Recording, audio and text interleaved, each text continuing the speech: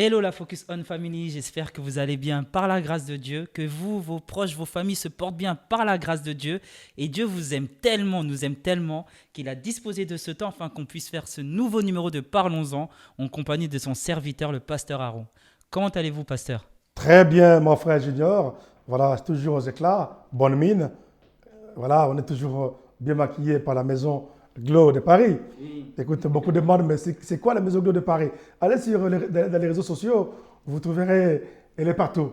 Et vous ne serez pas déçus de ses services. Il y a aussi, par le Saint-Esprit, qui nous donne la vie, la santé.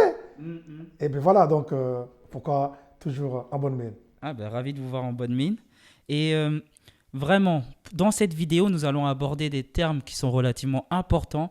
Donc, j'exhorte vraiment l'ensemble des frères et sœurs, qui soient même ceux qui ne sont pas encore croyants, mais qui tombent sur cette vidéo, d'aller voir les enseignements qu'on a fait dans les précédentes vidéos, que le pasteur nous a donné dans les précédentes vidéos. Vous allez voir le lien apparaître ici ou là. C'est Johanna en post-prod qui va s'occuper de ça. Mais allez voir ces premières vidéos et pour pouvoir comprendre tous les termes que nous allons aborder dans cette nouvelle vidéo. C'est bien ça? Tout à fait. Bien expliqué, mon frère Junior. Très bien. Donc aujourd'hui, nous allons réellement voir l'Église face aux circonstances difficiles de la vie. Nous avons vu dans les précédentes vidéos qu'est-ce qu'est le baptême, qu'est-ce qu'est le salut, qu'est-ce qu'est être sauvé, qu'est-ce que veut dire être enfant de Dieu. Mais justement, lorsqu'on dit être enfant de Dieu, automatiquement, on assimile cela à être dans une église. Donc, qu'est-ce qu'est l'église, pasteur? Ça c'est quelque chose de très important. L'église, déjà, c'est un terme qui vient du mot grec ecclésia. Ecclésia qui veut simplement dire l'ensemble de peuple. Vous voyez, les Grecs, ils avaient un lieu où ils convoquaient les peuples, ils se rassemblaient pour diverses choses. Donc voilà, et qui va aboutir en français par église. Église qui est aussi l'ensemble de peuple. L'ensemble, on peut aussi appeler un édifice consacré au culte chrétien. Donc pour les chrétiens, c'est un peu ça. C'est un édifice qui est consacré au culte chrétien. Mais l'église, c'est quelque chose qui a commencé depuis. Parce que pour les chrétiens, c'est l'église. Oui. Mais c'est l'assemblée. Oui. Où s'est réuni le peuple de Dieu. Oui. Depuis, quand les enfants d'Israël ont quitté l'Égypte dans le désert, Dieu va dire à Moïse quoi? De construire une arche d'alliance qui symboliserait la présence de Dieu parmi eux. Ok? Et chaque fois qu'ils se retrouvaient dans un lieu, ils faisaient l'acampement. Dieu avait donné un modèle à Moïse pour le tabernacle qu'on appelait aussi la tente d'assignation. La tente d'assignation, quand on parle déjà des mots assignation, on voit convocation. Le lieu où Moïse convoquait le peuple pour se retrouver avec Dieu. Le lieu où Dieu avait un rendez-vous tout le temps officiel avec son peuple pour leur parler. Donc, vous voyez déjà l'idée déjà de l'Église avait déjà commencé depuis longtemps et qui, le Nouveau Testament va prendre le terme Église. On pourra développer, ça dépend si vous laissez encore le temps, mais ce n'est pas des questions que vous allez me donner. Et bien voilà. Donc, et de là, on voit que chaque fois Dieu donnait l'ordre au peuple de se déplacer dans le désert, il rassemblait tout et portait l'arche, ils avançaient. Et le lieu où Dieu disait, restez ici, il faisait l'acampement, le tabernacle, une tente d'assignation où était logé l'arche de l'Alliance qui symbolisait la présence de Dieu parmi eux. Et plus tard, on verra quand ils vont rentrer dans Canaan, où Dieu maintenant va, on verra David, le roi, quand il deviendra roi, il voudra maintenant construire les temples parce qu'il voulait faire une maison à son Dieu, à la dimension de son Dieu, pour que l'arche de l'Alliance ne soit plus logée dans une tente, une soi-disant tente, mais maintenant un temple où Dieu sera logé. Mais Dieu dira non, ce n'est pas toi qui le feras, c'est ton fils, Salomon, qui le fera parce que tu es un homme dont les mains sont souillées par les sangs, par les guerres que tu as faites. Donc on voit déjà cet esprit-là déjà depuis le départ, un lieu de rassemblement, d'où l'Église. Quand on devient enfant de Dieu, automatiquement, on fait partir d'une Église. On va dans un lieu de rencontre. On va dans un lieu de rendez-vous. On est dans un lieu où on est convoqué pour aller rencontrer Dieu. Le lieu où Dieu se manifeste, où Dieu nous parle, où Dieu se révèle. Voilà un peu l'essence qu'on peut dire de l'Église. Donc, c'est vraiment quelque chose qui est très important pour les chrétiens. Donc, ça signifie qu'un chrétien, il doit être donc dans une église. Il doit être dans une église. Mais est-ce que cette église, c'est forcément, vous avez parlé de bâtiments, de grandes salles, est-ce que l'église, c'est forcément dans une grande salle, dans un grand bâtiment? Ça peut être également des églises dites de maison. Ça peut être... Donc, réellement, est-ce que Dieu il habite vraiment dans l'église construite par la main des hommes? Je crois que Dieu, quand Salomon si on répond à ça, avait construit le temple de Dieu, je vois que Dieu s'était manifesté. Et en se manifestant, il a dit ce lieu, il dit désormais, je consacre ce lieu. Ok? À jamais mon nom il sera, à jamais mes yeux seront ouverts en ce lieu et mes oreilles seront attentives à toute prière faite en ce lieu. Quand la famille viendra, quand j'empêcherai la pluie de tomber, quand les sauterelles détruiront toute récolte, tout ça. Mais quand vous allez venir en ces lieux, vous humilier, implorer ma grâce, du haut du ciel, je vous entendrai. Oui, un lieu de rendez-vous, un lieu de convocation où la présence de Dieu est là par l'Arche d'Alliance. Maintenant, on verra dans le Nouveau Testament, quand Jésus va rentrer à Jérusalem, ce qu'il va trouver maintenant, c'est ce qui va l'étonner. Il sera surpris de voir que ce temple qui était appelé une maison de prière, des rencontres, de convocation, est devenu un lieu une caverne de voleurs. Où les gens, les marchands vendaient, les gens faisaient n'importe quoi. Il était déçu. Et qu'est-ce qu'il a fait? Il a renversé les tables des échangeurs, de commerçants, tout. Et en disant il a été écrit que ma maison sera appelée une maison de prière et non une caverne de voleurs.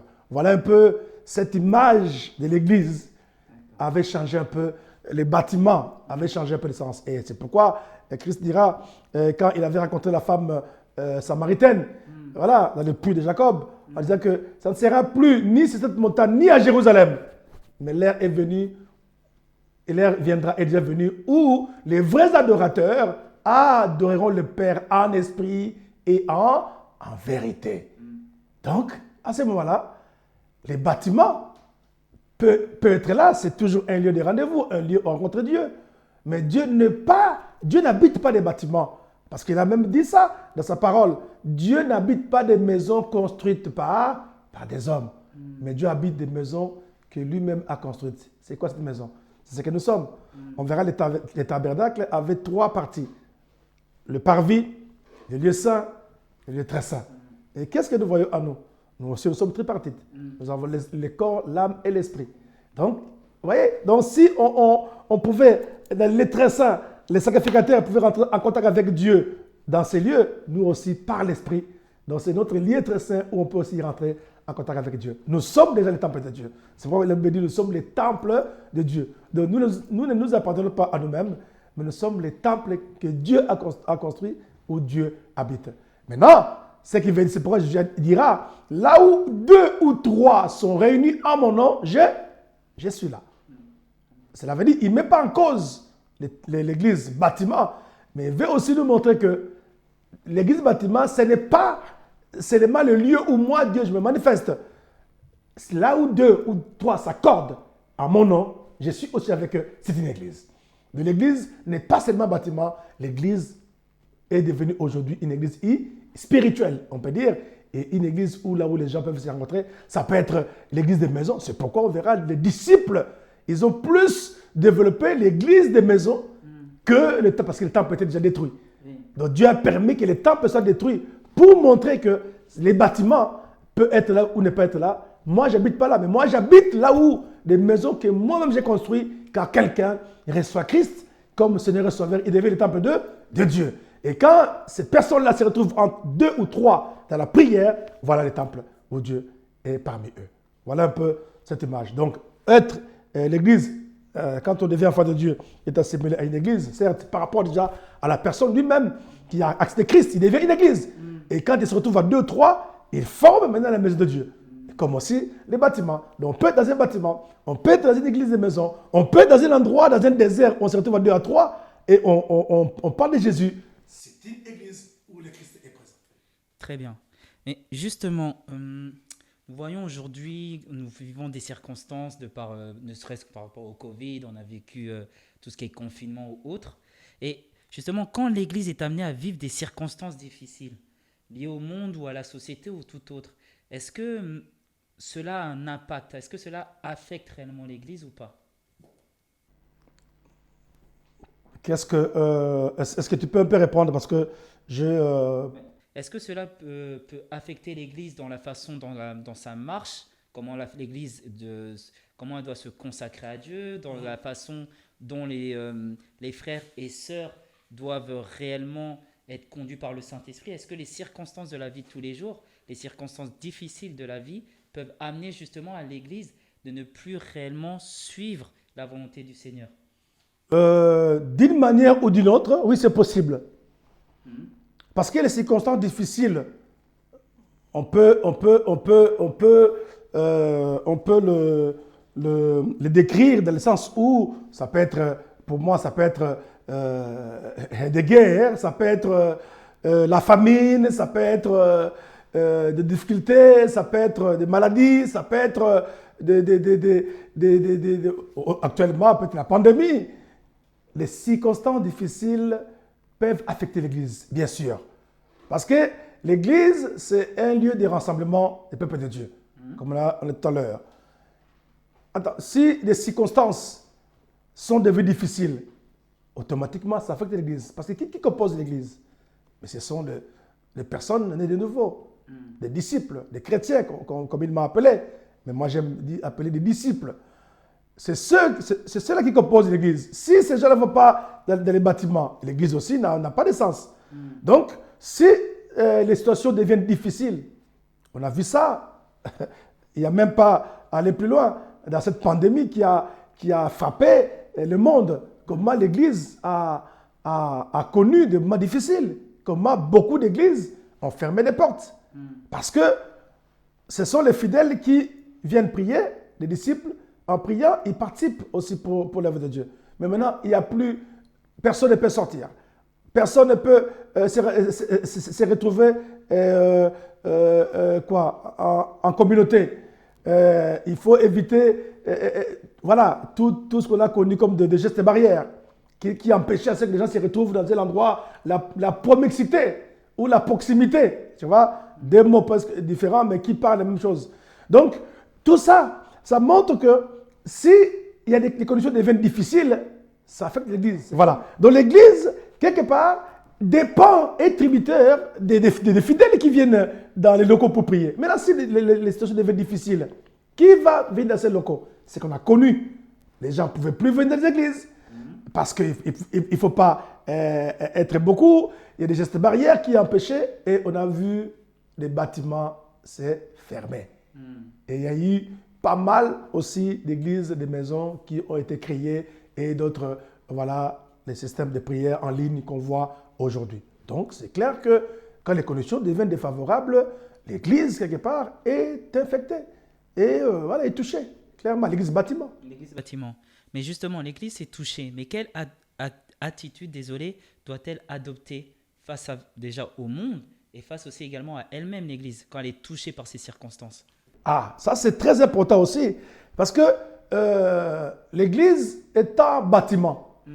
Il faudra que, au départ, que l'église, un bâtiment, qui sont gérés par des hommes de Dieu, il faut déjà au départ donner des enseignements qui montrent aux disciples ou aux chrétiens que l'église n'est qu'un lieu de rassemblement. Mais ce n'est pas un lieu obligatoirement où Dieu ne peut que parler.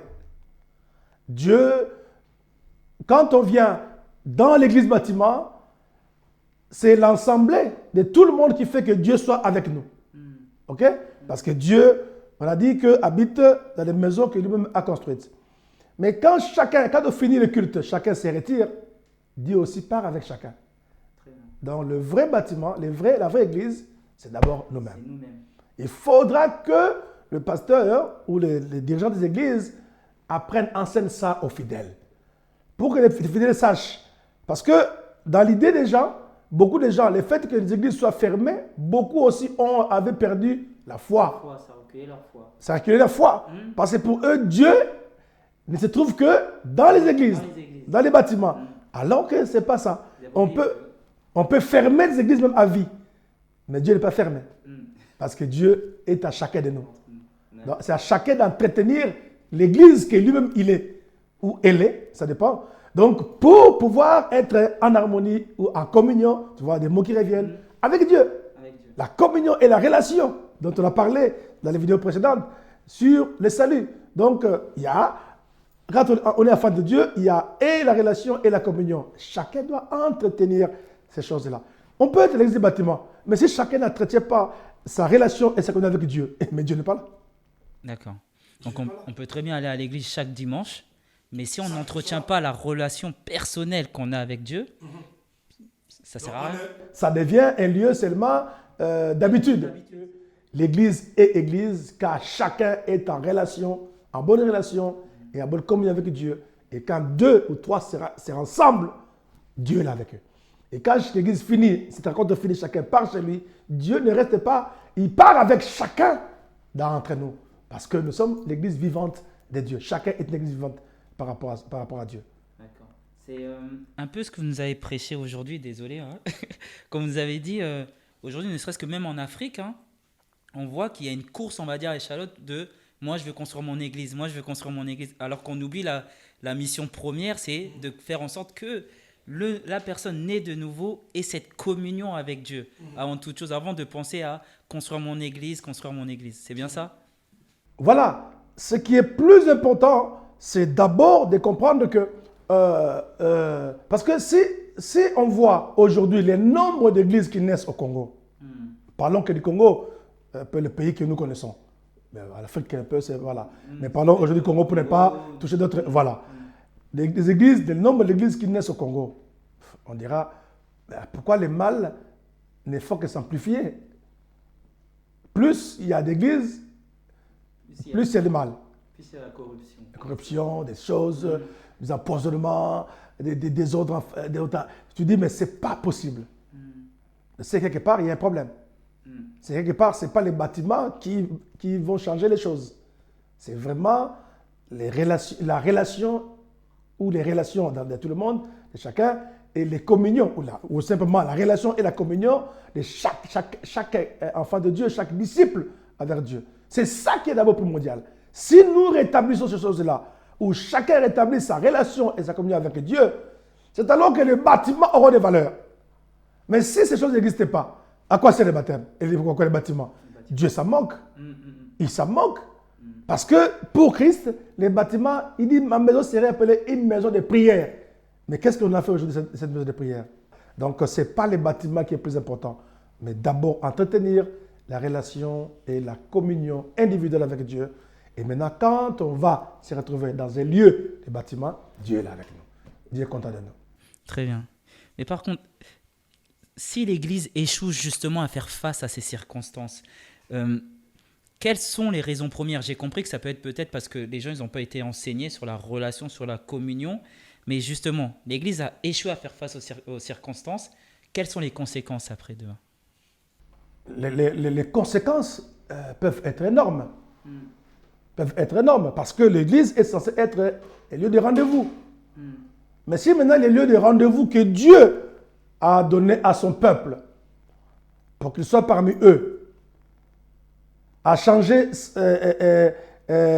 n'a plus vocation à accueillir le peuple de selon que Dieu, l'image que Dieu donne à ce lieu, mais ça ne peut créer que des catastrophes. Que des catastrophes. Donc les gens viendront de l'église à l'idée que Dieu est là. Ok? Et quand ils sortent de ce lieu, pour eux, Dieu est resté là-bas et chacun peut faire ce qu'il veut. Ah, c'est-à-dire que je vais à l'église, je me dis, quand je suis à l'église, je suis saint. Mais quand je sors de l'église, là, par contre, je peux faire ce que je veux. Mais de toute façon, Dieu est resté là-bas. Mais dimanche prochain, je pourrais revenir et demander. Voilà. D'accord. Je peux donner même une illustration. Parce que quelqu'un peut être un fumeur. Il est chrétien, mais il fume. Depuis sa maison, il prend sa cigarette. Le pasteur Il ne sait pas, notre fidèle ne sait pas, mais il aime fumer. Il prend sa cigarette, il fume tout le long du chemin, il fume tout ça, et il arrive devant le temple bâtiment, il atteint son mégot de cigarette, il jette un peu de parfum, il essuie un peu sa bouche, et il rentre dans le temple vraiment avec la marche comme un prêtre. Voilà, il vient s'asseoir, il prend son coin, il est à l'aise. Voilà l'image que l'Église reflète aujourd'hui. Donc on crée des hypocrites, on les crée des disciples, parce qu'on ne leur dit pas la vérité. Tout le long du chemin, donc pour lui, Dieu ne l'a pas vu. Dieu ne l'a pas vu, parce que Dieu se trouve dans le bâtiment. Dans le bâtiment. Et ailleurs, Dieu n'est pas là. Il n'est pas là. Donc je peux fumer tout le long de mon chemin, je suis seul, mais quand je vais dans le bâtiment, comme Dieu est là, je change d'attitude, je rentre comme un saint, vraiment je m'assois comme, voilà. C'est pourquoi Christ disait aux pharisiens, race des vipères, des hypocrites, qui vous a appris à fuir la colère de Dieu, la colère à venir. Vous voyez, vous êtes des tombeaux blanchis, vous apparaissez beaux à l'extérieur, mais au-dedans, c'est des ossements qui puent, qui sentent mauvais. Donc ça, c'est l'église bâtiment, c'est l'image que l'église bâtiment donne aujourd'hui, par manque d'enseignement. Et les gens, beaucoup de gens sont un peu dans cette optique-là. C'est pourquoi les gens, aujourd'hui, les églises, ils vont parce qu'il a une garde-robe bien garnie. Et il veut que tous les dimanches, ils changent des robes ou changent des costumes. Parce qu'il n'y a plus de lieu où aller pour montrer tous ces habits-là. Il y a un lieu d'apparence. C'est dans l'église où il ne faut pas répéter les mêmes habits, quoi. Donc, tous les dimanches, ils se donnent la peine, des crédits, des choses pareilles. Donc, pour avoir toujours des beaux habits, pour paraître tout dimanche. Pourquoi? Parce que l'église bâtiment est devenue un lieu d'amusement, quoi. Un lieu où, voilà, ça a perdu vraiment son vrai sens. Encore Voilà une ce que fois, je peux appuyer. je tenais à préciser, on parle de certaines églises bâtiments, on ne parle pas de toutes non, les églises. C'est, voilà, c'est, en tout cas, en général, c'est un peu ce que reflète l'église. Maintenant, c'est à chaque homme de Dieu de porter un éclaircissement pour montrer que la première église que Dieu considère, c'est chacun individuellement. Mais j'ai une question. Aujourd'hui, nous savons, donc, comme vous nous l'avez dit, nous sommes le temple du Saint-Esprit. L'église est en nous.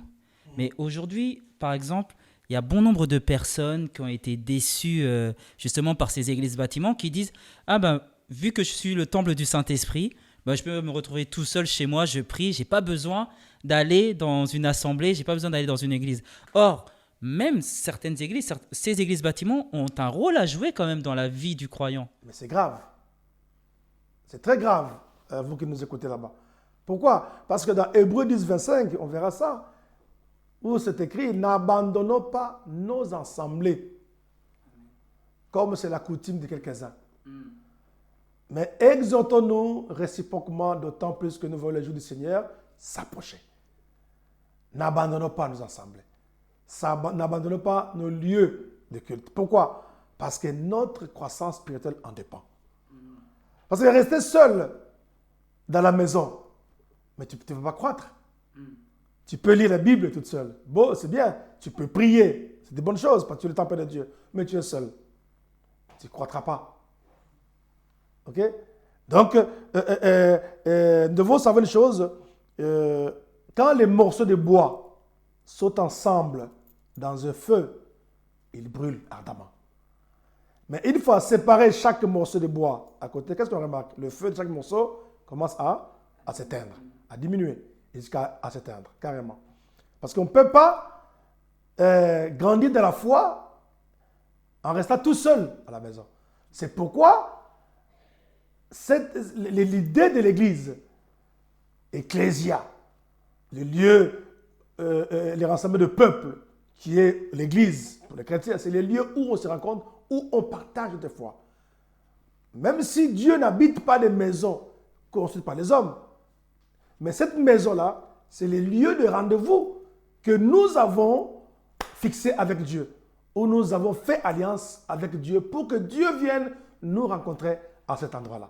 En donnant des horreurs, en donnant des jours de prière, tout ce qui sera lié sur la terre, la Bible dit, sera lié dans les cieux. Dieu aussi sera au rendez-vous. Mais quand Quand est-ce qu'il dira au rendez-vous? Quand moi, je suis enfant de Dieu, vous êtes enfant de Dieu, l'autre est enfant de Dieu, on se retrouve ensemble, Dieu est là. OK?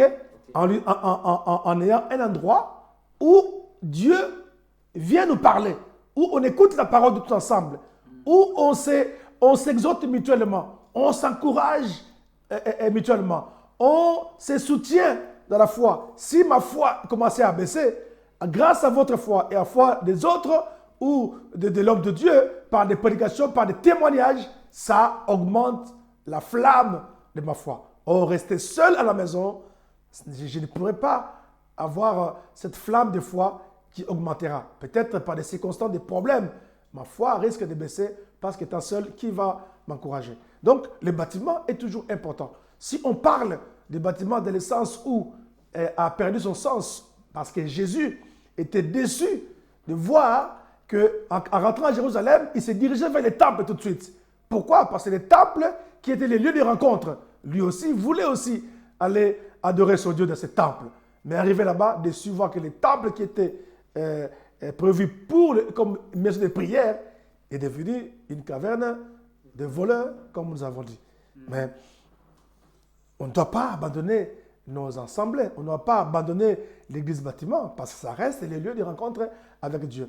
Mais la vraie église, revenons encore à ça, c'est chacun de nous.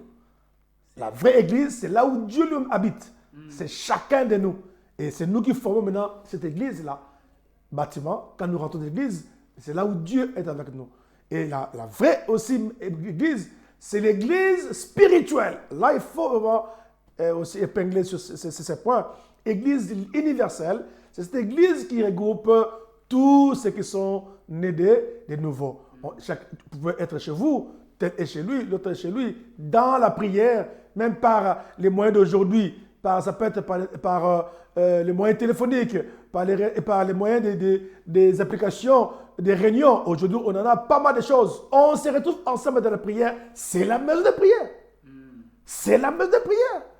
Imagine quelqu'un peut être au Congo, tel aux États-Unis, tel, c'est pas en Océanie, peu importe. Mais ils forment l'église universelle parce qu'ils ont à un moment donné, ils se retrouvent tous ensemble dans la prière via le moyen des technologies qu'on a aujourd'hui. Ils forment une maison spirituelle. Très bien. Dans la prière. C'est ça. Dieu est avec eux. Donc, ce n'est pas parce qu'il n'y a pas les bâtiments, mais Dieu est avec eux parce qu'ils sont toujours ensemble dans la prière à un moment donné, donner rendez-vous avec Dieu. D'accord. Donc, vraiment, l'Église, soit la communion qu'on a avec Dieu, nous sommes le temple du Saint-Esprit, c'est quelque chose de très, très important.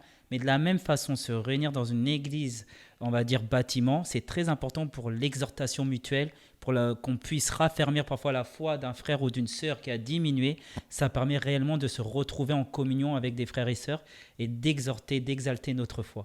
C'est bien ça. Très bien, comme vous l'avez souligné, c'est pour la communion, aussi la communion fraternelle. Parce que dans la foi, nous avons besoin de la communion fraternelle. C'est très important. La communion fraternelle. C'est pourquoi on parle de la communion quand on parle de la Sainte Seine. Parce que c'est retrouvé ensemble. Ils mangeaient la Sainte Seine ensemble. Donc, l'Église, c'est aussi son rôle. Non seulement donner la parole de Dieu, mais aussi la communion fraternelle. Le fait de se retrouver ensemble. Ah, bonjour mon frère, bonjour ma soeur. Ah, comment c'était la semaine? Ah, écoute, cette semaine, les témoignages. Ah, c'est ça qui consolide notre foi et qui fait que ceux qui se sentent faibles puissent être forts. Les forts soutiennent les faibles et ainsi de suite jusqu'à ce que Jésus va revenir. C'est ça ce que Hébreux 10, 25 dit. Donc, de ne pas abandonner nos assemblées, mais exhortons-nous réciproquement. D'autant plus que les jours du Seigneur approchent. Je sais que, pasteur, vous aimez les choses directes. Et certains frères ou sœurs abandonnent les assemblées parfois parce qu'il y a des pasteurs qui se comportent parfois, ils sont mal comportés. Ils disent « Ah, mais comment ça se fait que le pasteur de mon église ait fait telle chose? Ah, je vais quitter l'assemblée et je me retrouve tout seul chez moi. Donc vraiment, je m'éloigne de l'église. » Qu'est-ce que vous pourriez dire à ces frères et sœurs justement qui passent par ces moments-là où ils sont déçus par l'homme ou la femme de Dieu qui est à la tête de leur église? C'est juste par le manque d'enseignement. Pourquoi? Parce que souvent, c'est des personnes comme ça qui considèrent les hommes de Dieu comme étant Dieu lui-même. Un homme de Dieu n'est pas Dieu et ne remplacera jamais Dieu. Mais il faut le répéter. Un homme de Dieu. Un homme de Dieu n'est pas Dieu et ne remplacera pas Dieu. Et un homme de Dieu, ce n'est pas lui qui est allé à la croix et qui est mort pour le péché du peuple de Dieu. Un homme de Dieu, c'est comme tout un chacun, mais qui a eu la grâce de Dieu, qui a eu l'onction spéciale de Dieu pour conduire un peuple. Et prenons l'exemple de Marie, mère de Jésus. Est-ce qu'à l'époque de Marie, mère de Jésus, il n'y avait pas des femmes pieuses? Il y en avait aussi. Et s'il n'y avait pas des femmes vierges à ce moment-là? Il y en avait aussi. Mais la grâce a fait que c'est elle qui était désignée pour être la mère de Jésus. Donc, être appelé pasteur, c'est le choix de Dieu. Aujourd'hui, les peuples juifs, c'est le peuple que Dieu s'est choisi pour être un modèle pour les autres. Est-ce qu'aujourd'hui, par rapport dans la Bible, quand on lit la Bible, est-ce que c'était vraiment un peuple qui était l'exemple pour d'autres peuples aujourd'hui? Non. Je crois même beaucoup de gens même, par rapport à la foi, beaucoup de leur foi même ont baissé quand tu vois les comportements de certains juifs qu'on dit peuple de Dieu. Est-ce pourtant je dois abandonner de prier Dieu parce que ce peuple-là, il se comporte d'une manière qui n'est pas conforme à ce que Dieu a dit? Non. Si je ne suis pas enseigné, je peux abandonner la foi comme beaucoup ont abandonné la foi. Mais si je suis enseigné, non. Alors, le pasteur reste aussi un homme. Il a ses faiblesses, il a aussi ses points forts. Mais ce qui les différencie des autres, il est le choix de Dieu pour conduire le peuple. C'est pourquoi, quand les enfants d'Israël se battaient avec des Amalécites, alors que Moïse, il se battait, Josué était de l'autre côté pour faire la guerre, Moïse était en haut à la montagne, il est intercédé. Mais quand il intercédait, quand ses mains étaient levées, Israël remportait la victoire.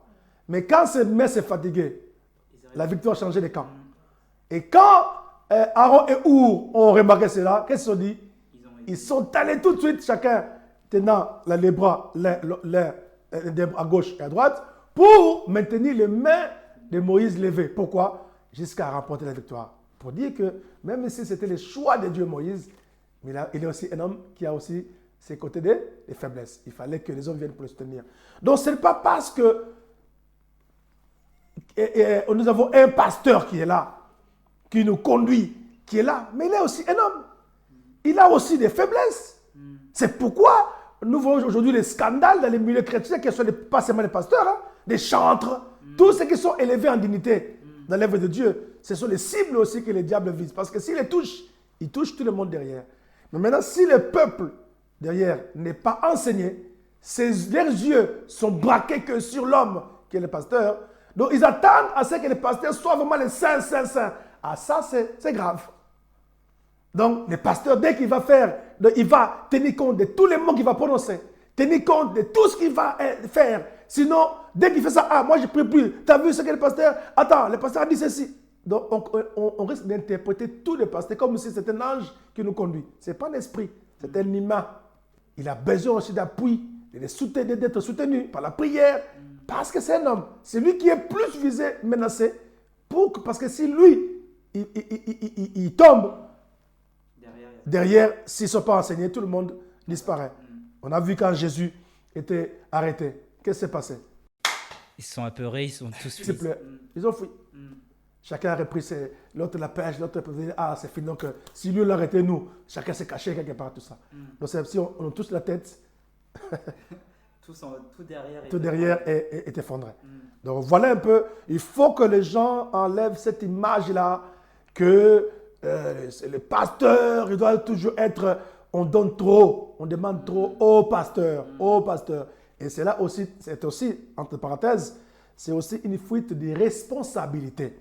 Moi, je dirais. Personnel La fuite des responsabilités personnelles dans ses engagements avec Dieu.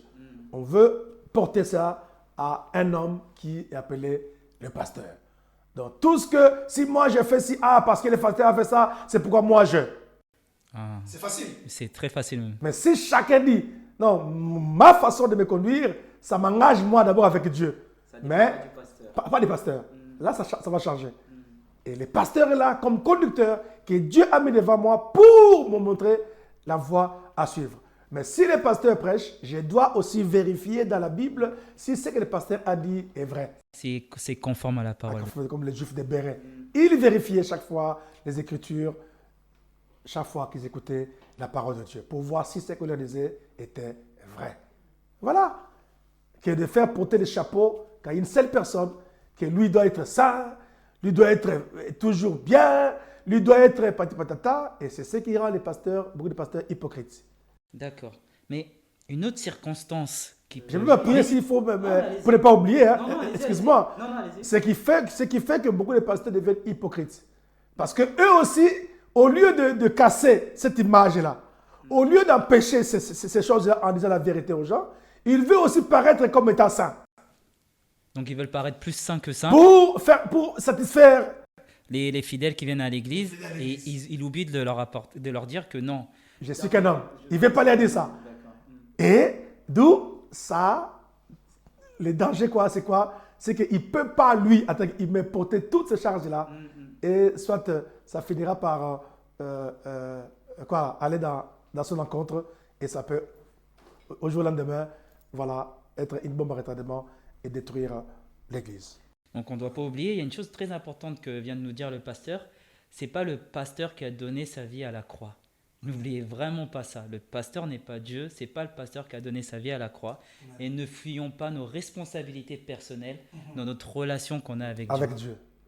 Notre bénédiction ne dépend pas d'abord du pasteur, mais dépend de nous-mêmes, de notre communion et notre relation avec Dieu. Et l'homme de Dieu ou le pasteur est là comme guide, que celui que Dieu a mis devant moi, comme un père qui conduit ses enfants dans une famille, il y a un père et une mère. Est-ce que la maman est l'exemple total? Non. Est-ce que le papa est l'exemple total? Non, il y a des choses où tu dis, oui, tu es mon père, tu es ma mère, mais c'est un comportement de moi, ça ne m'intéresse pas. On va arriver à un certain âge. À un certain âge, voilà, c'est ça. Oui, bien sûr, à maturité. Pareil. C'est au début, on est des bébés, voilà. Mais arrivé à un certain âge, tout à fait. Là, on peut se dire, voilà. Dieu nous met la connaissance. C'est la parole de Dieu, voilà. C'est tout à fait normal. Parce que les parents aussi sont des personnes qui ont leurs défauts, qui ont leurs points forts comme leurs points faibles. Donc il faut que quelque part les hommes de Dieu reconnaissent cela. Parce que quand on ne reconnaît pas cela, c'est-à-dire qu'on veut montrer qu'on est aussi saint, on est tellement saint, pour que les fidèles voient à nous vraiment, qu'ils voient qu'à nous on est des personnes, c'est pas des anges sur la terre, ça on ne leur rend pas un bon service. Très bien. Et ça peut tourner contre nous-mêmes, contre les hommes de Dieu. Merci pour ces réponses, pasteur. Donc, on a une responsabilité dans notre vie spirituelle. C'est pas parce que le pasteur, l'homme de Dieu, la femme de Dieu tombe que forcément on doit abandonner son église. Parce que normalement, on doit être enraciné dans l'église dans laquelle on se trouve. Mais justement, j'ai une question par rapport à cela. Comment l'enfant de Dieu, la personne qui a accepté Christ comme Seigneur et Sauveur, comment doit-il choisir son église? Ah, ça c'est une très très bonne question. Nous devons savoir que chaque église a son identité. Je crois déjà chaque homme a une identité. Quand tu marches dans la rue et tu croises un policier, il va vous demander « Bonjour monsieur, voulez-vous me donner votre identité ?» Parce que l'identité, dans cette identité, on voit ton nom, ton prénom, ta date de naissance, ton adresse, ce qui te définit. Et pareil pour une église. Ce n'est pas parce qu'il y a des églises bâtiments, ce n'est pas parce que vous écoutez là-bas, Jésus est vivant, Jésus est vivant. Les gens chantent la bonne musique, les gens dansent, tout ça. Vous dites, ah, moi je vais là-bas parce qu'il y a des gens qui dansent. Là, vous allez parce qu'il y a la danse, tu aimes la danse. Ou bien parce que les gens tombent, les démons, tout ça. Ah, vous allez là-bas parce que vous voyez que les démons tombent. Non, ne rentrez pas comme ça dans des églises parce que les musiciens chantent comme les musiques, je ne sais pas comment. Pas parce que les gens tombent comme... Non, non, non, non. Il faut d'abord chercher à savoir l'identité de cette église. L'identité, c'est ce que nous on appelle dans le jargon ecclésiastique la confession de foi. La confession de foi de l'église. Et comment la confession de foi, c'est C'est quelque chose quoi? qui est écrit? Très bien. C'est quoi la confession de foi? Un peu, c'est la question que vous voulez dire. C'est quoi la C'est confession de foi? Voilà. La confession de foi, c'est la vitrine de l'Église. C'est la carte d'identité de l'Église. Ce qui montre sa doctrine. Qu'est-ce que l'Église fait? C'est ce qui montre sa doctrine. Sa C'est-à-dire que doctrine. moi, je viens dans une église, Voilà. je peux aller voir le pasteur, je peux lui dire, quelle est votre confession de foi? Normalement, dans une église bien organisée, ils affichent déjà à l'entrée sa confession de foi. C'est que toute personne qui vient, qui rentre, il voit déjà, dans cette église-là, on va dire que nous croyons au Dieu le Père, nous croyons en Jésus-Christ, son Fils, nous croyons au Saint-Esprit, nous croyons à la Trinité, 3 personnes en Dieu. Déjà, je me retrouve. Nous croyons que la Bible est la parole et la seule vérité. Je me retrouve dedans. Nous croyons au baptême par immersion. Je me retrouve dedans. Nous croyons qu'il y a l'enfer et le paradis. Et l'enfer est créé pour les diables et ses démons et ceux-là qui vont les suivre. Et le paradis est à ceux-là qui acceptent Christ comme leur Seigneur Sauveur. Je me retrouve. Nous croyons au salut par le seul moyen de Jésus-Christ seulement. Pas par autre moyen. Que par le fait de recevoir Christ comme Seigneur et Sauveur. Je me retrouve dedans. Nous croyons au baptême du Saint-Esprit, baptême du feu. Je me retrouve dedans. Voyez, c'est ça la confession de foi. Mais quand vous avez une église où c'est marqué Jésus-Christ, Dieu, c'est lui-même Jésus, c'est lui-même c'est le Saint-Esprit, c'est lui-même qui a laissé les cieux, qui est descendu, c'est lui-même, ça commence à porter confusion. Automatiquement, même s'il y a des délivrances, même s'il y a, je me dis, on dit que nous ne croyons pas seulement que la Bible est la seule parole, la vérité de Dieu, mais nous avons aussi d'autres livres qui parlent aussi de Dieu à part la Bible. Ça devient bizarre. Nous croyons au baptême juste sous, c'est pas comment, sous un arbre, et puis c'est bon. Il faut que déjà Là, je sois en alerte et je me dis, je dis, ce n'est pas, je ne me retrouve pas dans cette identité de cette église, même s'il y a la bonne musique.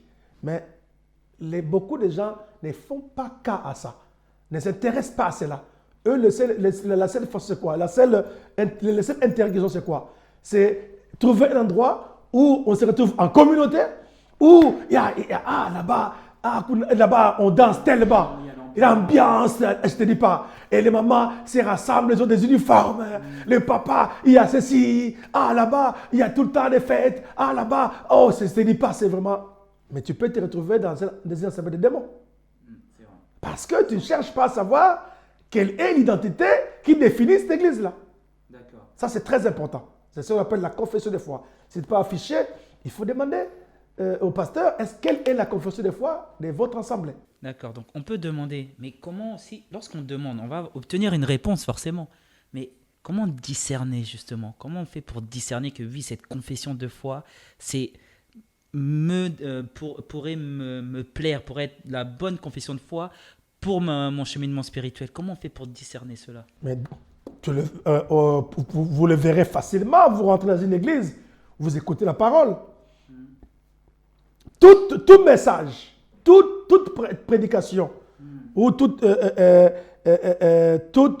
sermon doit toujours terminer par la personne de Jésus-Christ.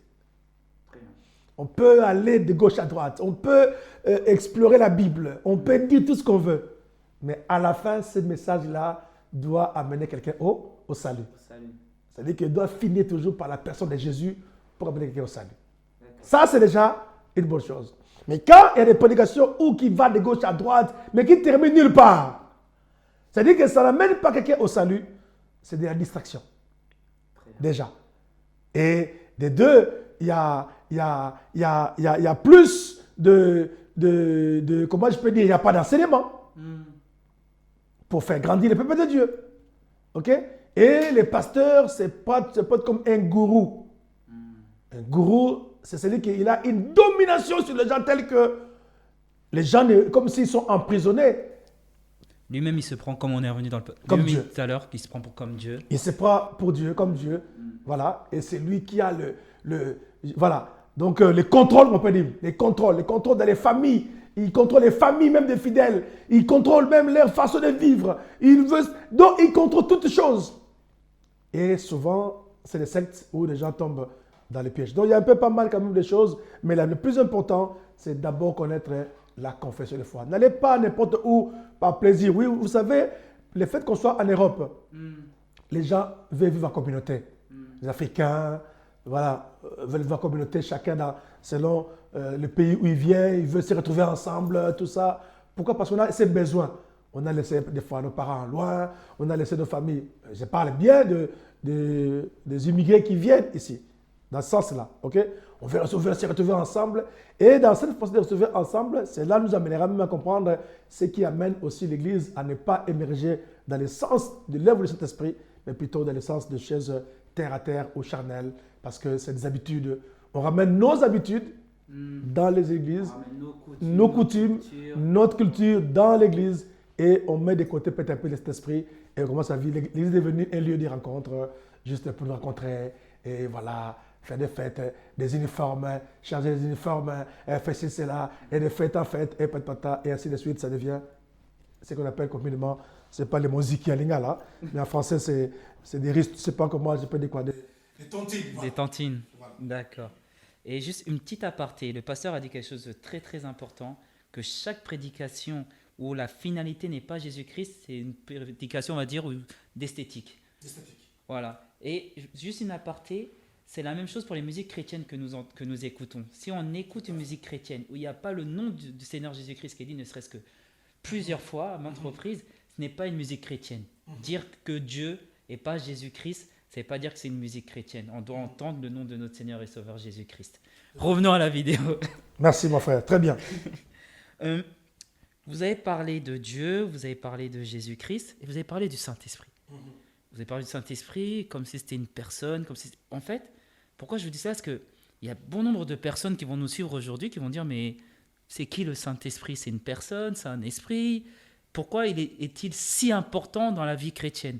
Donc, pouvez-vous nous donner la définition du Saint-Esprit et son importance dans la vie d'un chrétien et également dans l'Église? Le Saint-Esprit, c'est d'abord, nous, dans notre confession de foi, nous croyons à la Trinité. La Trinité, il y a Dieu le Père, Dieu le Fils et Dieu le Saint-Esprit. Il y a trois personnes en Dieu qui forment un seul Dieu. Donc, on peut même définir ça en chimie, genre, il y a l'eau a trois états. Il y a l'eau, mais qui a trois états. L'état solide, quand on met l'eau dans un réfrigérateur, ça devient une glace solide. Tout à fait. Les mêmes liquides d'eau, si on met ça dans le feu, la vapeur qui monte, c'est aussi l'eau. Ok? L'eau aussi, donc, à l'état solide, en l'état liquide et aussi en vapeur. Tous forment de l'eau. Prenons maintenant l'état solide, c'est Dieu lui-même. L'état liquide, c'est Jésus. Et la vapeur, c'est l'esprit. Mais tous, c'est de l'eau. Ce n'est que de l'eau. Voilà un peu comment on peut définir Dieu. Mais maintenant, si vous allez quelque part, on vous dit que non, le Saint-Esprit n'est pas Dieu, il faut quitter tout de suite. Il faut quitter tout de suite. Tout de suite. Dès qu'on entend le Saint-Esprit, ce n'est pas Dieu, on réfléchit pas, et on quitte. Là, automatiquement, c'est-à-dire que c'est l'homme qui travaille, ce n'est pas Dieu. Alors, maintenant, chaque homme spirituel a son rôle. Dieu, c'est le créateur du ciel et de la terre et de toutes choses. Ok? Jésus-Christ, c'est celui qui est venu nous sauver, nous donner le salut, celui qui est venu mourir à la croix pour nos péchés, pour sauver l'homme, pour sauver l'humanité par rapport au péché. Et le Saint-Esprit, c'est lui qui est venu pour conduire l'Église selon la volonté de Dieu. Vous voyez, chaque personne a son rôle, mais tous ensemble forment un seul Dieu. C'est un peu, des fois, il faut rester des choses spirituelles pour bien maîtriser cela. C'est pourquoi Jésus, quand l'Église primitive avait commencé, dans Acte 1:8, qu'est-ce qu'il dit? Le Saint-Esprit, il a dit aux disciples, ne quittez pas Jérusalem. Restez dans la chambre haute, dans la prière. Ils étaient au nombre de 120, les hommes et les femmes, ils étaient dans la prière. Restez là-bas, ne bougez pas, ne quittez pas Jérusalem, jusqu'à ce que le Saint-Esprit viendra sur vous. C'est alors que vous serez mes témoins. Ok? À Jérusalem, la Samarie, la Judée et jusqu'aux extrémités de la terre. Donc, il a donné ordre. Alors, le Saint-Esprit, son rôle, il est venu pourquoi? Pour nous enseigner. Pour nous conduire. Je crois même dans Jean, si je ne me trompe pas, Jean 14, 26, qui parle de cela. L'Esprit de Dieu, l'Esprit Saint que je vous enverrai, il vous conduira dans la vérité. Il vous enseignera toutes choses. Ok? Alors, maintenant, si quelqu'un dit que cet esprit n'est pas Dieu, d'autres me disent que c'est une force seulement de Dieu. Une force ne peut pas enseigner. Une force ne peut pas parler. Une force ne peut pas conduire. Et quand on dit qu'il vous conduira dans la vérité, vous recevez la force, celle du Saint-Esprit survenant sur vous et vous serez mes témoins. Donc le Saint-Esprit est venu pour nous conduire dans la vérité. Pourquoi? Parce que la parole de Dieu, c'est la lettre. Or, la lettre peut tuer. La lettre tue, Paul dira ça même. La lettre peut tuer. La lettre tue, mais c'est l'esprit qui vivifie. Amen. Ah oui, parce que dans 2 Corinthiens 3, 6, l'apôtre parle de cela. La lettre peut tuer. La Bible là que nous lisons, si vous ne la lisez pas sous l'inspiration de cet esprit, ça peut vous tuer. Parce que la Bible, c'est comme un couteau à double tranchant. Ok? Oui. La Bible là peut amener quelqu'un au salut si il est conduit par le Saint-Esprit, comme aussi peut amener quelqu'un à la destruction s'il n'est pas conduit par le Saint-Esprit. C'est pourquoi la lettre reste la lettre. La lettre tue, mais l'esprit vivifie. Il faut être conduit par le Saint-Esprit pour comprendre la parole de Dieu. Parce que c'est la parole de Dieu. Toute écriture est inspirée, utile pour enseigner, comme Paul avait dit à Timothée. Ok? Je connais Timothée 3,16, si je ne me trompe pas. Toute écriture est inspirée de Dieu. Mais inspirée par qui? Par le Saint-Esprit que les hommes ont parlé de la part de Dieu. Donc la parole a été inspirée, que les hommes ont décrit de la part de Dieu. Donc pour la comprendre, il faut être rempli du Saint-Esprit. C'est pourquoi le Saint-Esprit est venu pour nous révéler la parole. Donc quand j'ai la parole de Dieu, sous l'inspiration de cet esprit, je comprends qu'est-ce que Dieu veut dire par là. Mais quand j'ai la parole sans l'inspiration de cet esprit, je me mets en danger parce que je risque de faire mes propres interprétations. Et ça peut me conduire à la mort. D'accord, parce que les auteurs, même les personnes qui ont écrit les livres de la Bible, eux-mêmes étaient inspirés par le Saint-Esprit. Donc pour comprendre ceux qui ont écrit inspirés par le Saint-Esprit, moi-même, je dois être rempli de l'Esprit Saint. Il faut être rempli de l'Esprit de Dieu et il faut demander au Saint-Esprit de te donner l'interprétation de ce que vous lisez. Ce n'est pas quelque chose, un journal qu'on peut lire, un magazine, ce n'est pas le monde, le sport, je ne sais pas comment. Non, c'est la parole de Dieu, inspirée de Dieu. Donc pour la comprendre, il faut que... Je vais donner un exemple. Les saints, je crois qu'on avait parlé ça même dans l'émission précédente. Les saints, quand tu reçois Christ comme Seigneur et Sauveur, le Saint-Esprit automatiquement vient habiter en nous. C'est ce qu'on avait dit. C'est lui maintenant qui commence à apprendre. Parce que notre esprit ne peut pas capter les ciels, ne peut pas comprendre le langage de Dieu. C'est comme en informatique. Prenons un exemple simple, parce que tout le monde aujourd'hui aime l'informatique. Si je vous envoie un email et que vous recevez mon message que j'envoie à l'email, dans votre email, dans le langage HTML, ça va être que des 1, 0, 1, 0, 1, 0, 1, 0, 1, 0, 1, 0, vous ne comprenez absolument rien. Mais pour que vous receviez mon email en langage Word, pour bien interpréter ce que j'écris, il y a quoi? Il y a un logiciel qui transforme, qui interprète le langage HTML, qui le transpose en langage Word. Ce qui fait que vous pouvez comprendre, ah, tu m'as écrit ça. Pareil pour le Saint-Esprit. Donc, si je reçois les choses de Dieu, c'est le mon esprit. C'est comme les messages HTML. Je ne comprends rien. Je peux lire la Bible, je ne comprends absolument rien. Ça peut me tuer. Mais le logiciel qui est le Saint-Esprit, c'est lui qui prend ce que Dieu donne et il l'interprète à mon langage, avec mon esprit humain, pour comprendre ce que Dieu veut me parler. C'est pourquoi ça, le Saint-Esprit, c'est la perdition totale. Très bien. Ne cherchez pas à lire la Bible, la parole sur le Saint-Esprit, parce que je pense que vous allez vous torturer vous-même, en fait. C'est ça. Mais justement, j'ai une question qui me vient et je vous en ai souvent entendu parler. Vu qu'on parle du Saint-Esprit, on parle de la lettre qui tue, mais l'Esprit vivifie. Qu'est-ce qu'est le logos? Qu'est-ce qu'est le réma? Ah, ça c'est très important. D'ailleurs, c'est vraiment, vraiment une très bonne question qui va aider, je crois, pas mal de ceux qui nous suivent. Le logos, on peut définir ça comme discours. C'est comme la parole de Dieu, c'est comme le discours. Je peux écrire un discours que je donne. Le logos, c'est un discours que tout le monde, je peux écrire et tout le monde peut lire. La Bible peut être le logos, c'est la parole de Dieu. Ok? Le logos où je peux lire, c'est comme un discours que je lis. Ça reste un discours. Mais ça devient les rémas, les mêmes discours. Ça devient les rémas quand c'est le Saint-Esprit qui les révèle. C'est-à-dire que je peux lire quelque chose. Je lis, je fais ma Bible. Je n'ai rien compris, comme un journal. Mais un jour, je reçois Christ comme Seigneur et Sauveur. Et le Saint-Esprit habite à moi. Je prends la même Bible, je lis un passage, paf, waouh, alléluia! C'est que j'avais lu avant, que je ne comprenais pas, mais là, quand j'ai lu le même passage, paf, le Saint-Esprit ouvre les yeux et je comprends autre chose. Je dis, waouh, c'est des merci. Je t'ai béni au grand roi. Parce que le Saint-Esprit m'a révélé. Je vais donner une métaphore, une illustration, c'est pour comprendre.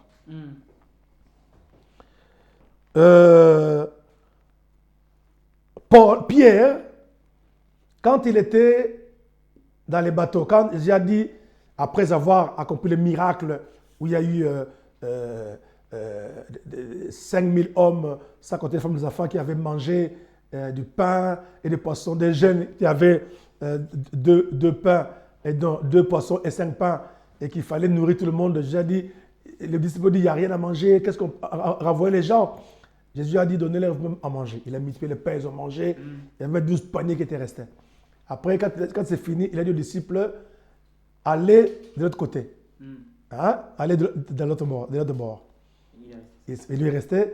Ils sont montés dans la barque. Ils commençaient à naviguer pour de l'autre côté. La nuit tombée, Jésus maintenant, les a rejoints, mais ils marchaient sur l'eau. Les disciples avaient peur. Ah, un fantôme, on va mourir. Ah, là, là, là, là, qu'est-ce que c'est que... Jésus a dit, non, c'est moi. Non! Et Pierre, comme il était fougueux, comme il était toujours quelqu'un qui voulait, qui était, qui osait toujours, il dit, si c'est toi, ordonne que je vienne vers toi, que moi je marche sur l'eau. J'ai dit, Pierre, viens. Ça, c'est la parole que Pierre a reçue. Ça, c'est les rémas. Viens. Ça n'allait pas être les rémas, ça allait être le logos. Si Pierre lui-même, dans la barge, il pouvait se dire, ah, mais écoute, Moïse, notre ancêtre, avait entraîné le peuple marcher même dans l'eau. Il a fendu la mer en deux, ils ont marché sous l'eau. Donc c'est que si Moïse l'a fait, moi je peux le faire aussi. Allez, moi je veux aussi marcher. Si c'est toi, Jésus, écoute, moi je viens, je vais marcher parce que Moïse sait marcher. Là, ce n'est pas les rémas, là c'est le discours, le logos. D'accord. S'il aurait fait ça, il allait plonger dans l'eau. D'accord. Mais il a reçu le réma, la parole révélée. Tout de suite, il dit, Pierre, viens. Et il a marché sur l'eau, sur l'ordre de la parole, le réma. Vous voyez, les deux paraissent les discours. Mais l'un reste un discours normal, qu'on peut lire, on peut avoir tout le temps. Mais l'autre, c'est quelque chose que le Saint-Esprit révèle, que vous révèle. Je vais donner encore un autre exemple pour expliquer. Bien sûr. Il y a un grand homme de Dieu, Yonggi Cho, qui a écrit un livre, La 4e dimension. Dedans, il parle de 3 jeunes filles qui devaient aller assister dans une campagne d'évangélisation, dans une réunion de prière. Et là où il y avait la réunion de prière, c'était un peu la distance. Il y avait une bonne distance. Alors, ils se sont dit, il y avait une rivière qui séparait du lieu où elles étaient au lieu où il y avait cette réunion de prière. Mais elles étaient obstinées, déterminées à assister à cette réunion. Et la seule façon d'y arriver rapidement, c'est de traverser cette rivière-là. Au lieu de détourner tout ça, ça allait être loin. Ils se sont dit, Écoutez, mais on est chrétien, on est chrétienne. Mais la Bible dit quoi? Jésus a fait quoi? Jésus a marché sur l'eau. Et nous aussi, on peut le faire. Mais écoutez, maintes fois l'action, on va marcher sur l'eau. Il commence à chanter, à louer Dieu. Il rentre dans l'eau. L'eau atteint les orteils. Ils avançaient. On va arriver là-bas. Il marchait, l'eau a atteint les genoux, a atteint la taille. Et il continue à chanter, à louer Dieu en ayant la foi. La finalité, elles étaient toutes englouties dans l'eau et elles sont mortes. Tout en confessant la parole de Dieu. Et bien voilà. Ça, c'est le Logos. C'est écrit. Mais ce n'est pas révélé à vous de le faire à ce moment-là. On a vu des hommes de Dieu, par la foi, par tellement comment on appelle ça, la foi ou cette volonté de quelqu'un meurt, la famille pleure en Afrique. Il vient, il dit, écoute, Dieu m'a parlé que cet homme va se réveiller. Oh, tout le monde, chacun, il dit, what? Ok, allez, louange. Toute la nuit, chantez, louez au nom de Jésus. Jusqu'au matin, la personne ne se réveille pas. Il dit, Jésus a dit, nous résistons les morts. Jésus a dit, il nous a le pouvoir de rester les morts. Tout ça. Oui, ça reste la lettre, les logos. Mais ça devient réma si c'est le Saint-Esprit qui le dit à ce moment-là. Là, c'est autre chose. C'est pourquoi beaucoup d'hommes de Dieu ou beaucoup d'enfants de Dieu se trompent. Ils prennent des versets, des paroles de Dieu, ci et là, comme étant les rémas. Et pourtant, ça ne reste que des fois le logos. Le réma, c'est autre chose, c'est la parole révélée. D'accord. Donc, le réma, en quelques mots, c'est la parole, le logos, activé par le Saint-Esprit. Par le Saint-Esprit. Et vous le recevez pour vous, et ça crée automatiquement la foi en vous, et ça arrive à l'existence. Mais ce n'est pas parce que j'avais lu dans la Bible et que je vais quelque part. Oui, la foi aussi, c'est ça. Parce que la foi, c'est quand la parole de Dieu. Je peux mettre ça en exergue parce que c'est la foi. Mais attention, les rémas, c'est quelque chose qui est révélé à vous en ce moment-là. Comme Christ a dit à Pierre, Pierre, marche sur l'eau. Et Pierre, quand il a marché sur l'eau. Il a marché sur l'eau. Et bien voilà. Jusqu'à ce qu'il commence à plonger dans l'eau quand il a commencé à voir de gauche à droite. Voilà. Donc réellement, le Saint-Esprit, on va dire, c'est, par exemple, dans les églises et même dans notre vie, doit être vraiment la personne qui active la parole de Dieu. Ça doit être un peu notre guide, notre chef. C'est le patron. C'est le patron. C'est le patron. C'est le patron. Donc, dans les églises, est-ce que vous avez un exemple dans la parole de Dieu où réellement le Saint-Esprit était le patron et que cette église-là était réellement que guidée par l'Esprit Saint? Mais déjà, l'église primitive, D'accord. la première église qui a comme dans Actes des Apôtres, la première église qui a commencé quand le Saint-Esprit, quand Jésus a dit ne quittez pas Jérusalem jusqu'à ce que vous receviez la puissance de cet esprit et vous serez mes témoins. Quand cet esprit était venu, tous commençaient à parler en langue. Et les disciples étaient remplis de la puissance du Saint-Esprit. Et la Bible dit beaucoup de miracles sont opérés par eux. Des boîtes marchées, des aveugles voyaient, des morts ressuscités. Des choses s'est passées au milieu d'eux. Et on dit même ces mêmes jours-là, 3000 âmes étaient sauvées.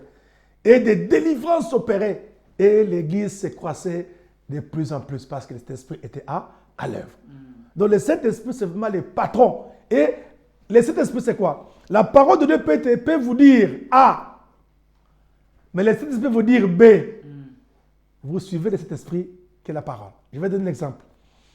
Vous êtes au volant de votre voiture. Nous avons le feu tricolore. Vous arrivez devant un feu. Le feu est rouge. Vous faites quoi? Je m'arrête. Vous faites un stop parce que le feu est rouge. Mais devant vous, il y a des gendarmes qui sifflent. Passez, passez. Vous restez là. Vous vous arrêtez toujours là à regarder le feu rouge ou vous passez parce que les gendarmes donnent l'ordre de passer. Faites quoi? Je fais quoi? D'abord, je dis, moi, vous êtes sûr? Et s'ils me disent oui, oui, oui, bah, ok, je passe. Mais pourtant, le feu est... Et rouge. Vous êtes passé. Je suis passé. Vous arrivez, le feu est vert. Vous voulez passer. On laisse pas d'autres personnes. Vous faites quoi? Vous passez? Non. Et bien voilà.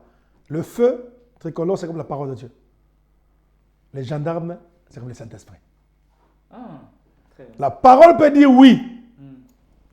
Mais l'Esprit te dit, non, tu ne le fais pas. Vous ne le faites pas, pardon. La parole de Dieu peut dire fais ou ne fais pas. L'Esprit vous dit passe. C'est pourquoi cette parole-là a de la valeur quand c'est le Saint-Esprit qui vous la révèle. Sinon, ça peut vous tuer. Donc, voilà un peu l'image de patron de l'Église qui est le Saint-Esprit. Donc, c'est pourquoi beaucoup de gens ils peuvent dire, oh, maintenant les chrétiens qui ne sont pas connus par le Saint-Esprit, eux restent dans les jugements. Oh, mais comment, là-bas c'est comme ça, mais comment parce que l'homme de Dieu fait, comment tel chrétien peut faire ça, mais comment, mais si c'est le Saint-Esprit de faire ça, vous restez dans des choses que tout le monde fait, dans les habitudes. Mais lui, c'est le Saint-Esprit qui dit, fais ceci. Il suit le Saint-Esprit qui est de suivre la masse. C'est pourquoi il ne faut pas rester dans le stade de juger toujours les gens. Parce que quand quelqu'un est connu par le Saint-Esprit, le Saint-Esprit peut dire à quelqu'un, lève-toi et fais ceci. On a vu dans la Bible, ou de prophètes, où Dieu dira, levez-vous, allez sauter nus, parce que Dieu voulait prêcher quelque chose. Il dit à Esaïe, lève-toi, sors. Voyez un peu. Donc, juste parce qu'il veut enseigner quelque chose. Mais maintenant, si vous n'êtes pas connu par l'Esprit de Dieu, vous dites, mais qu'est-ce qui se passe là? Mais c'est la folie, ça. Voyez un peu. Je comprends. Il y a des choses où, c'est pour les choses de Dieu, c'est tellement efficace, tellement, le Saint-Esprit dans l'Église a tellement sa place que ceux qui marchent sur l'Esprit de Dieu peuvent être révélés et comprendre cela. Donc voilà un peu cette image que je peux donner par rapport au Saint-Esprit. Très bien. Et à contrario, pouvez-vous nous donner des exemples des églises où justement ils fonctionnent sans que le Saint-Esprit soit le chef, soit le patron de cette église? L'église où le Saint-Esprit n'est pas le patron, c'est la chair qui règne. C'est-à-dire que c'est le désordre. D'accord. Ça se voit déjà simplement par le choix même. Le pasteur, c'est prend pour le patron. Déjà, il choisit qui il veut. Parce que tel a beaucoup, peut-être il s'habille bien, a beaucoup d'argent, une belle voiture, on donne les postes. Il donne les postes. Sans recevoir l'ordre du Saint-Esprit, il met sa femme pour gérer les choses. Sans recevoir l'ordre du Saint-Esprit, il prend. Donc, il fait ce qu'il veut selon ses pensées. Ok? Ceux qui donnent beaucoup à l'église, ceux-là qui sont plus importants que les autres, ou s'asseoir dans les bonnes places et les autres. Donc, ou carrément, il commence à faire des choses par rapport à lui-même, par rapport à ses intérêts qui est l'intérêt de Dieu. Ok? Donc, automatiquement, l'église commence à sombrer petit à petit dans la chair. Vous savez, dans Acte 1, 29, si je ne me trompe pas, on parle de quand Judas s'est donné la mort en se pendant au bois, les disciples sont restés 11.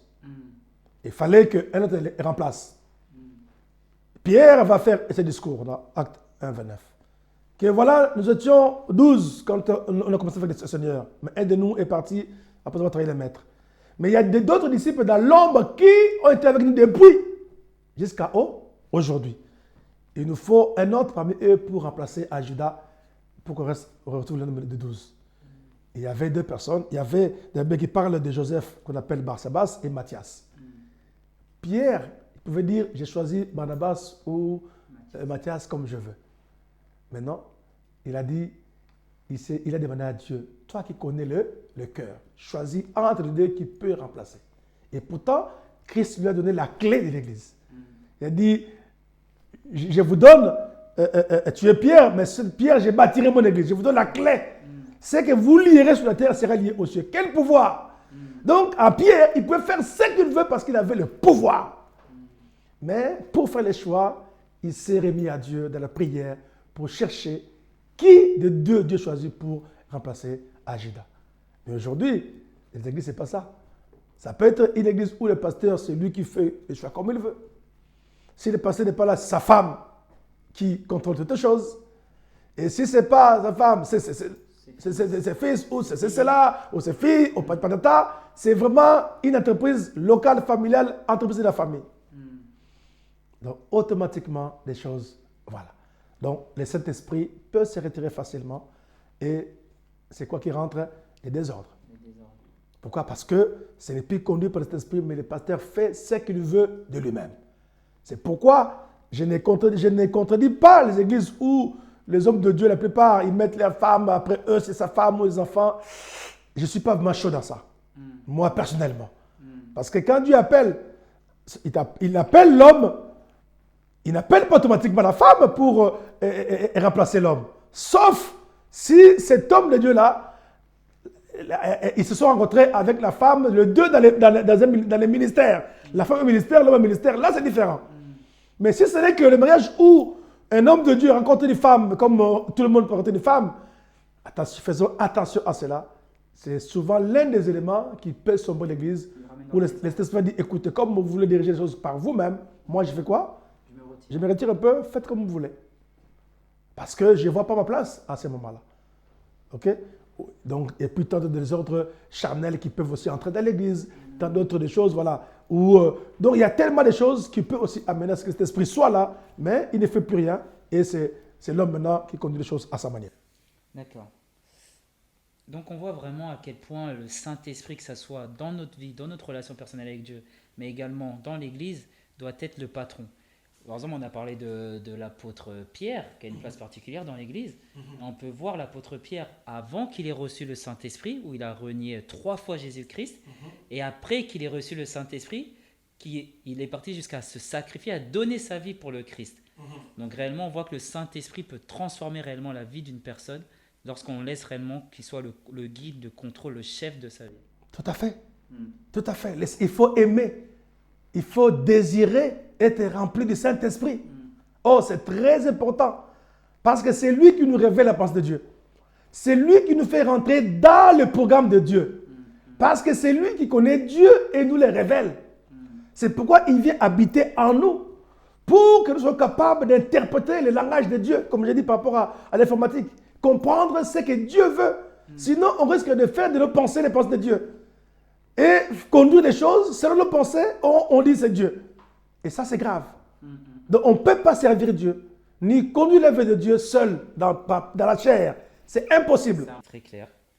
Merci, pasteur, pour cette vidéo. C'est une vidéo longue où on a été énormément... Je pense que vous également, vous avez été énormément édifiés. Et merci, c'est ça. Vraiment, merci à toute l'équipe Focus On. On a vu différents sujets. Nous avons parlé du Saint-Esprit, nous avons parlé de la foi, de l'Église, qu'est-ce qui peut impacter une Église, qu'est-ce qui peut impacter aussi dans la vie d'un homme, qu'est-ce qu'est l'Église, qu'est-ce qu'on veut dire par nous sommes le temple, nous sommes le temple de Dieu. Vraiment, nous avons évoqué tous ces points-là et vous avez été réellement très très simple et limpide parce que évidemment vous avez été conduit par le Saint-Esprit. J'espère bien, je le souhaite. Donc, nous arrivons à la fin de cette vidéo et comme nous en avons l'habitude, pourriez-vous terminer cette vidéo par une prière? Oui, merci Junior. Vraiment, j'ai béni Dieu vraiment pour ce long moment qu'on a passé dans ces beaux débats et surtout encore remercier toute l'équipe Focus On de la patience qu'ils ont eue à suivre cette émission. Vraiment, que Dieu vous bénisse et nous bénisse tous. Et j'espère que cette vidéo, tout ce qu'on a parlé, ça va vraiment aider nos frères et sœurs qui nous suivent et qui nous suivront même plus tard. Nous allons prier. Éternel Dieu Tout-Puissant, te disons merci. Merci encore d'avoir été avec nous depuis le début jusqu'à la fin de cette longue émission qui n'a pas été facile pour tout le monde et avec l'équipe qui nous a soutenus. Seigneur, que toute la gloire revienne à toi seul. Laisse que, oh Dieu, cette thématique, Seigneur, que nous avons développée ensemble, puisse vraiment apporter la réponse à tous ceux qui vont nous suivre de l'autre côté et que vraiment nous soyons tous édifiés. Seigneur, laisse que là où je n'ai pas été à la hauteur, Saint-Esprit, toi, mais ce qui est plus important pour le peuple de Dieu. Là où j'ai commis des erreurs, laisse que toi, tu puisses corriger ces erreurs, afin que le peuple de Dieu reçoive le réma, la parole, le véritable. Seigneur, et non, Seigneur, autre chose. Le but est que, Seigneur, que ton peuple soit édifié, car c'est notre volonté, et que nous puissions nous exhorter mutuellement jusqu'à ce que le Seigneur, jusqu'à ce que tu reviendras. Merci, oh Dieu. Je bénis mon frère Junior qui a vraiment été là pour poser des questions. Et je bénis toute l'équipe Focus On qui était là pour les domaines techniques et aussi la patience. Et je bénis tout et chacun qui vont suivre cette vidéo et que ce soit une bénédiction pour tout et chacun par la puissance du Saint-Esprit, que cela soit revêtu de feu d'onction spéciale. Au nom de Jésus-Christ, nous prions ainsi et nous disons tous Amen. Amen. Merci mon frère. Merci pasteur. Merci la Focus On Family de nous avoir suivis. N'hésitez pas à commenter la vidéo, si possible à la liker. Mais le plus important, partagez cette vidéo. Partagez-la parce que j'ai la foi, j'ai la conviction qu'à travers cette vidéo, bon nombre seront touchés et ça répondra à la question de beaucoup de frères et de sœurs. Soyez tous bénis, que la gloire et la puissance, l'autorité de l'Éternel et son amour soient sur tout à chacun. Soyez bénis, à très bientôt. Amen, merci.